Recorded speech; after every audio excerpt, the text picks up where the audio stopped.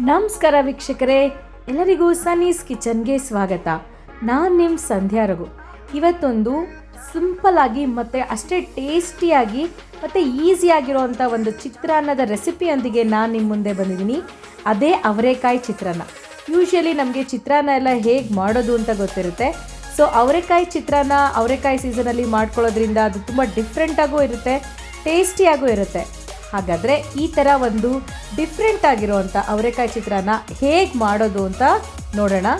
ಮೊದಲಿಗೆ ನಾನಿಲ್ಲಿ ಒಂದು ಪ್ರೆಷರ್ ಕುಕ್ಕರ್ಗೆ ಒಂದು ಕಾಲು ಲೋಟದಷ್ಟು ಅಕ್ಕಿನ ತೊಗೊಂಡಿದ್ದೀನಿ. ನೀವು ಎಷ್ಟು ಬೇಕೋ ನಿಮಗೆ ನೋಡಿಕೊಂಡು ಅಕ್ಕಿ ತೊಗೊಳ್ಳಿ. ಸೊ ನಾನಿಲ್ಲಿ ಅಕ್ಕಿಗೆ ಈಗ 1 ಲೋಟದಷ್ಟು ಅವರೆಕಾಯಿನೂ ಕೂಡ ಇದಕ್ಕೆ ಹಾಕೋತಾ ಇದ್ದೀನಿ. ಸೊ ಇದನ್ನೆಲ್ಲ ಚೆನ್ನಾಗಿ ತೊಳ್ಕೊಂಡು 1:2 ರೇಷಿಯೋಲಿ ನೀರು ಹಾಕ್ಕೊಂಡು ಅದಕ್ಕೆ ಉಪ್ಪು ಹಾಕ್ಕೊಂಡು 2 ಪ್ರೆಷರ್ನ ಕೂಗಿಸ್ಕೋಬೇಕಾಗತ್ತೆ. ಈ ರೀತಿ ಮಾಡೋದ್ರಿಂದ ಅಕ್ಕಿ ಚೆನ್ನಾಗಿ ಮಿಕ್ಸ್ ಆಗುತ್ತೆ, ಅವರೆಕಾಯಿ ಅಕ್ಕಿ ಚೆನ್ನಾಗಿ ಮಿಕ್ಸ್ ಆಗುತ್ತೆ ಮತ್ತು ಟೇಸ್ಟ್ ಕೂಡ ತುಂಬ ಚೆನ್ನಾಗಿರುತ್ತೆ. ನೋಡಿ, 2 ಪ್ರೆಷರ್ ಕುಕ್ಕರ್ ಆಗಿದೆ, ಅನ್ನನೂ ಉದ್ರುದ್ರಾಗಿ ಬಂದಿದೆ ಮತ್ತು ಅವರೆಕಾಯಿ ಕೂಡ ಚೆನ್ನಾಗಿ ಬೆಂದಿದೆ. ಈಗ ಗೊಜ್ಜು ಮಾಡ್ಕೊಳ್ಳೋಣ. ಒಂದು ಪ್ಯಾನಿಗೆ 2-3 ಸ್ಪೂನ್ ಎಣ್ಣೆ, ಅದಕ್ಕೆ ಸಾಸಿವೆ ಸಿಡಿದ ನಂತರ ಕಡಲೆಬೇಳೆ ಮತ್ತು ಸ್ವಲ್ಪ ಉದ್ದಿನಬೇಳೆನೂ ಹಾಕ್ಕೊಂಡು ಚೆನ್ನಾಗಿ ಇದನ್ನು ಫ್ರೈ ಮಾಡ್ಕೊಳ್ಳೋಣ. ಇದೆಲ್ಲ ಚೆನ್ನಾಗಿ ಸ್ವಲ್ಪ ಹೊತ್ತು ಫ್ರೈ ಮಾಡ್ಕೋಬೇಕು. ಅದೆಲ್ಲ ಚೆನ್ನಾಗಿ ಫ್ರೈ ಆಗಿದ ನಂತರ ನಾನಿಲ್ಲಿ ಒಂದು ದೊಡ್ಡ ಈರುಳ್ಳಿನ ಸುಮಾರು 2 ಈರುಳ್ಳಿ ತೊಗೊಂಡಿದ್ದೀನಿ. ಈರುಳ್ಳಿನ ಈ ಥರ ಉದ್ದುದಾಗಿ ಕಟ್ ಮಾಡ್ಕೊಂಡಿದ್ದೀನಿ. ಸೊ ಉದ್ದುದಾಗಿ ಕಟ್ ಮಾಡ್ಕೊಂಡಿರೋವಂಥ ಈರುಳ್ಳಿನೂ ಕೂಡ ನಾವಿವಾಗ ಇದಕ್ಕೆ ಸೇರಿಸ್ಕೊಳ್ಳೋಣ.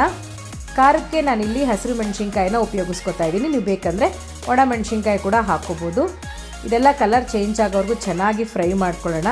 ಇದಕ್ಕೆ ಹಸಿ ಕರಿಬೇವಿನ ಸೊಪ್ಪನ್ನು ಕೂಡ ಸೇರಿಸ್ಕೊಳ್ಳೋಣ. ಫ್ಲೇವರ್ ಕೂಡ ತುಂಬ ಚೆನ್ನಾಗಿರುತ್ತೆ.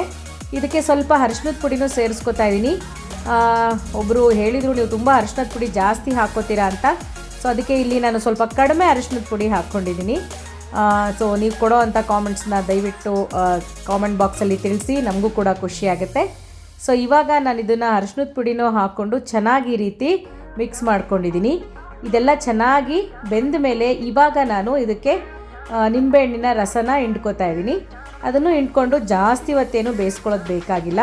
ನಿಮಗೆ ಬೇಕಂದರೆ ಇದಕ್ಕೆ ಕಾಯಿ ತುರಿ ಕೂಡ ಆ್ಯಡ್ ಮಾಡ್ಕೋಬೋದು, ಟೇಸ್ಟ್ ತುಂಬ ಚೆನ್ನಾಗಿರುತ್ತೆ. ನಾನಿಲ್ಲಿ ಕಾಯಿ ತುರಿ ಆ್ಯಡ್ ಮಾಡ್ಕೊಂಡಿಲ್ಲ.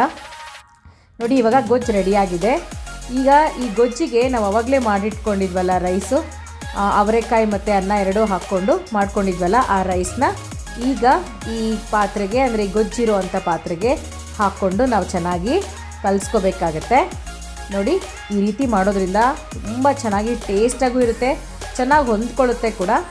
ನೋಡಿ, ಇದನ್ನೆಲ್ಲ ಹಾಕ್ಕೊಂಡು ಚೆನ್ನಾಗಿ ಮಿಕ್ಸ್ ಮಾಡಿಕೊಂಡ್ರೆ ಸೂಪರ್ ಟೇಸ್ಟಿಯಾಗಿರುವಂಥ ಚಿತ್ರಾನ್ನ ನಿಮ್ಮ ಮುಂದೆ ರೆಡಿಯಾಗಿಬಿಡುತ್ತೆ. ಇದಕ್ಕೆ ಸ್ವಲ್ಪ ಕೊತ್ತಂಬರಿ ಸೊಪ್ಪು ಹಾಕ್ಕೊಂಡ್ರೆ ಫೈನಲಿ ಅವರೆಕಾಯಿ ಚಿತ್ರಾನ್ನ ನಿಮ್ಮ ಮುಂದೆ ರೆಡಿಯಾಗಿರುತ್ತೆ. ಈ ರೀತಿ ಹೊಸ ಡಿಶೊಂದಿಗೆ ನಿಮ್ಮ ಮುಂದೆ ನಾವು ಬರ್ತೀವಿ. ಅಲ್ಲಿವರೆಗೂ ಇನ್ನೂ ಯಾರೆಲ್ಲ ನಮ್ಮ ಚಾನಲ್ನ ಸಬ್ಸ್ಕ್ರೈಬ್ ಮಾಡಿಲ್ವೋ ಖಂಡಿತ ಸಬ್ಸ್ಕ್ರೈಬ್ ಮಾಡಿ, ಹಾಗೆ ನಮಗೆ ಸಪೋರ್ಟ್ ಮಾಡ್ತಾಯಿರಿ. ಎಲ್ಲರಿಗೂ ಸಂಧ್ಯಾ ರಘು ಮಾಡುವ ನಮಸ್ಕಾರಗಳು.